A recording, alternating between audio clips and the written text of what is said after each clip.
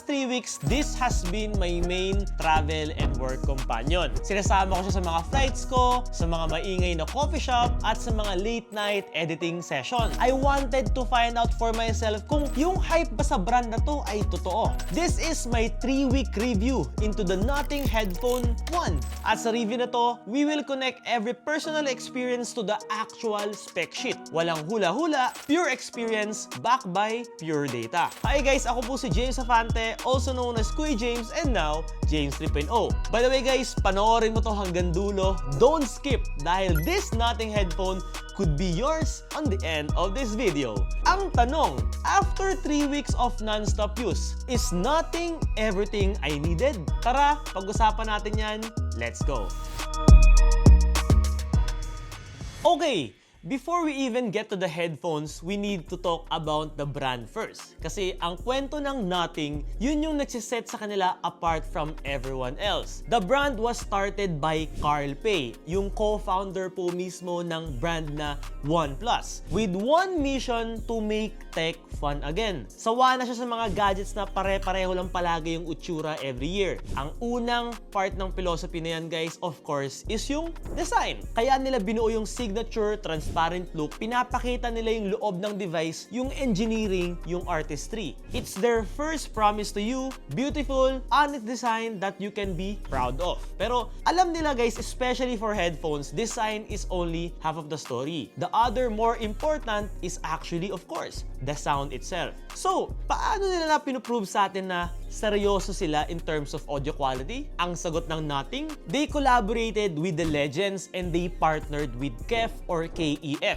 By the way, para sa mga hindi familiar kung ano ang KEF or KEF, hindi yan basta-basang brand guys. Isa yung legendary British high-fidelity audio company na pinagkakatiwalaan na ng mga expert audiophiles since 1961. They are actually masters of creating accurate and natural sound. So, when Nothing says that this headphone is tuned by KEF or KEF, it means na yung master sound engineers nila, yung mga tenga na sanay na sa pinakamaganda na tunog, sila yung tumulong para i-fine-tune itong specific Nothing Headphones 1. Now, tignan natin. Pag-usapan natin ang Nothing Headphone 1 mismo.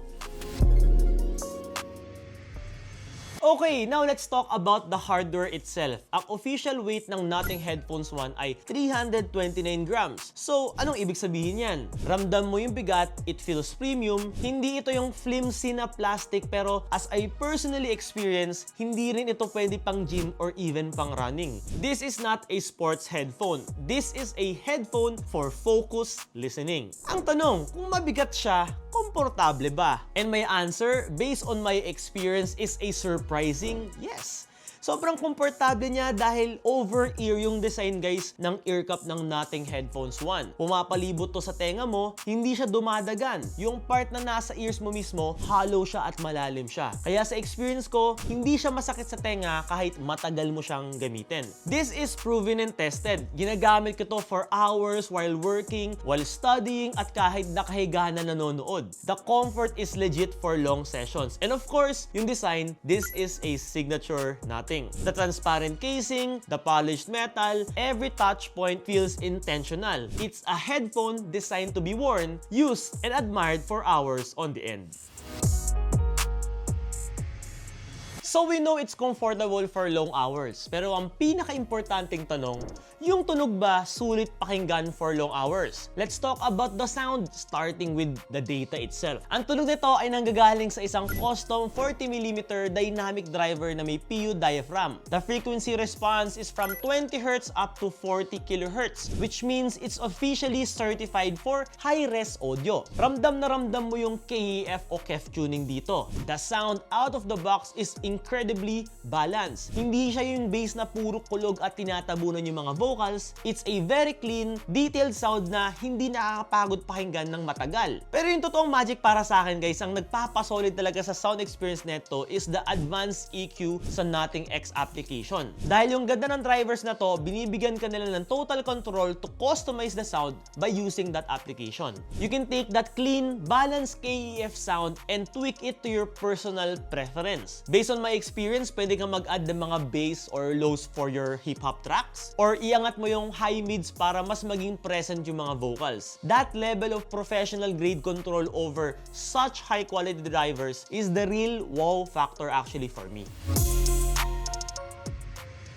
Okay, we've talked about the sound, pero may isa pang feature na sa 3 linggo ko tong gamit, hindi ako makapaniwala. Ang tagal po niya malobat. I had a day where I use it for a 4-hour editing session, then another 3 hours for online meetings. That's 7 hours of continuous heavy use, guys. And pag-check ko ng battery sa application niya, 10% pa lang po yung nabawas. And when I look at the spec sheet, meron po siyang gigantic 1040 mAh rechargeable lithium-ion battery sa loob. Sa official numbers, using the standard AAC codec with a noise cancellation off, this can last up to 80 hours. 80 oras, guys, ha. Hindi po yung typo. Kahit gamitin mo pa yung pinaka-power hungry setting niya, yung high resolution LDAC codec with ANC on, you still get a very solid of 30 hours of continuous playback. Kaya pala ganun kadindi yung performance niya in real life. The numbers don't really lie. Pero ito yung feature na life-saving para sa akin. Wala na rin pong iba, kundi yung fast charging feature niya. Isaksak mo lang siya via USB-C for just 5 minutes. Yung 5 minuto na yon, bibigyan ka na niya ng 5 hours of playback with ANC off. So, the battery there is not just a spec. It's actually a core feature that removes battery anxiety from your life. It's an absolute monster. So, the sound is incredible, the battery is a monster,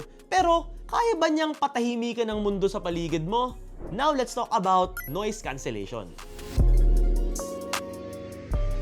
On paper, the specs are strong. It has real-time adaptive noise cancellation that can cut noise up to 42 decibels using a total of 6 high-definition microphones to listen to your surroundings. So, anong ibig sabihin yan? Based on my experience, sakto lang siya. It's very good, pero hindi siya yung parang wow factor talaga. Sinusubukan ko to sa mga maiingay na coffee shop, yung mga constant yung ingay, like yung may mga ugong pa ng aircon. Natatanggal yung mga yon. Pero yung mga boses ng mga tao sa kabilang table, medyo somehow naririnig mo pa rin ng mahina. For me, that's actually okay. It keeps you focused on your music, but you're still aware of your surroundings. Pero yung smart part ng technology, guys, dito na po siya actually bumabawi. Sa Nothing X application, meron kang full control. May low, mid, and high modes, at yung pinaka ginagamit ko po dito is yung adaptive mode. Yung 6 mics na yun, guys, sila yung bahalang mag-adjust ng level ng cancellation para sa'yo. Real time, ha? Yes, real time po. At ito pa yung isang magic na feature na na-discover ko. Pag naka-transparency mode ka, yun yung pinapapasok niya yung tunog sa labas, diba? Tapos may biglang sobrang lakas na ingay na nangyari, like may sumigaw o may nabasag, automatic po mag-activate yung noise cancellation niya for about 3 seconds to protect your ear from sudden loud noise or let's say ear damage. It's a very smart and thoughtful safety feature that made actually by Nothing na first time ko rin po na-experience sa lahat ng mga headphones na ginagamit ko. So that's how it handles sounds and silence. Now let's talk about how it actually connect to your devices. Pag-usapan naman natin this time ang connectivity.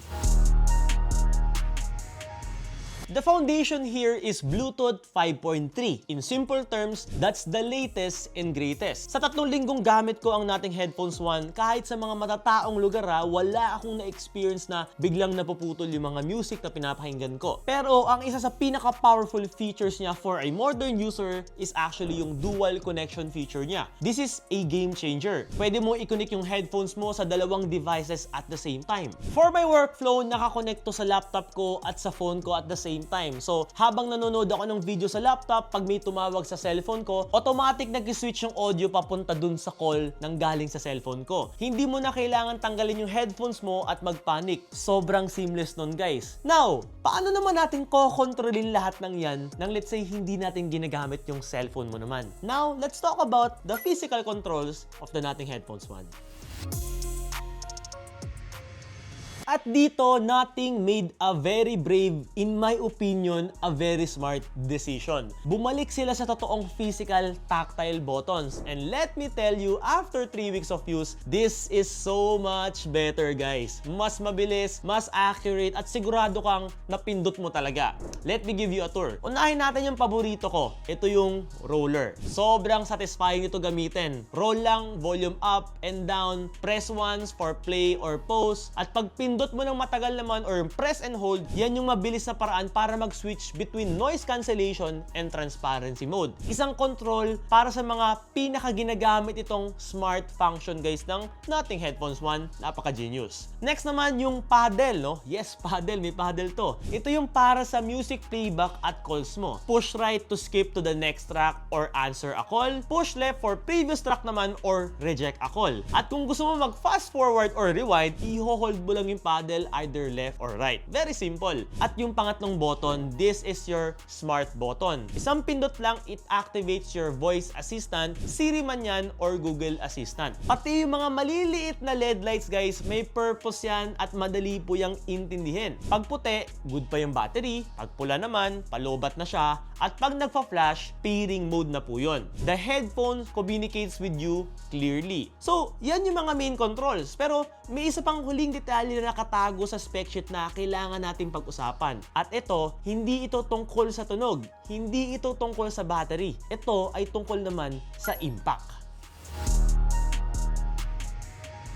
Sa panahon ngayon guys, hindi na sapat na maganda lang yung product na binibili mo. It's important that the brand behind it also cares about its impact in our world. For the first time guys, nakakita ako ng brand na openly na nagpa-publish ng life cycle carbon footprint ng mga produkto nila. For the Nothing Headphone 1, that's 14.84 kilograms of CO2 equivalent. Yung act of being transparent alone, sobrang laking bagay nan guys. It shows pure accountability. Pero hindi lang yan. They also have commitments to back it up. Yung final assembly ng headphones na to, ginawa po using a 100% renewable energy. Yung packaging na ginamit nila dito comes from 100% plastic-free manufacturing. At certified din sila ng Amazon Climate Pledge Friendly Program. It means Nothing is not just thinking about your user experience. They're also thinking about their responsibility. And for me, as a consumer, pag bumibili ako ng product guys from a brand that is transparent and is committed, mas nagiging panatag guys yung loob ko. So, yan yung kompletong picture. A product with a great story, great specification, and a commitment to the brighter future. Pero as we've said, walang perfect na produkto. Now, let's get real and let's talk about the trade-offs of the Nothing Headphones 1.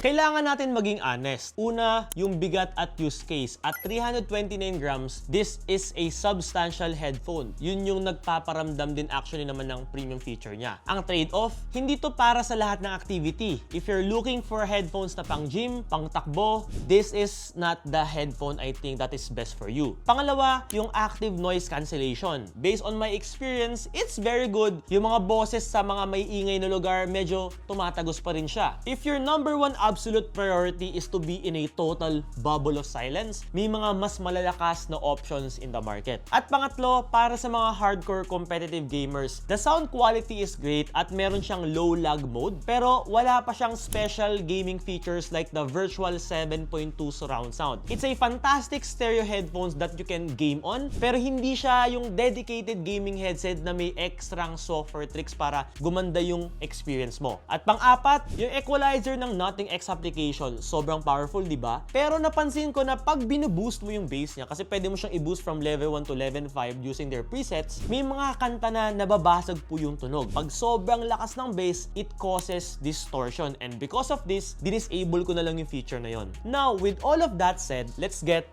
to my final verdict. After 3 weeks of using this guys, the big question is, for its price, sulit ba? As of today, the official price of Nothing Headphone 1 here in the Philippines is around 14,399 pesos more or less. So at this price point, you're actually entering a very competitive mid-range bracket. And the question becomes, does it actually really justify the price? My answer is yes, if you're the right person para dito. For 14,399 pesos, you are getting a headphone with a unique, beautiful, and premium build that stands out from everything else. You get a monster battery that removes battery anxiety, you get high-res audio with LDAC tuned by KEF, and you get an insane pro-level quality equalizer that gives you total control over your headphones. It competes well with headphones that are even more expensive, so para kanino to? This is for the person who sees their tech as part of their identity. This is for the person who is willing to invest in a product that is not actually just a utility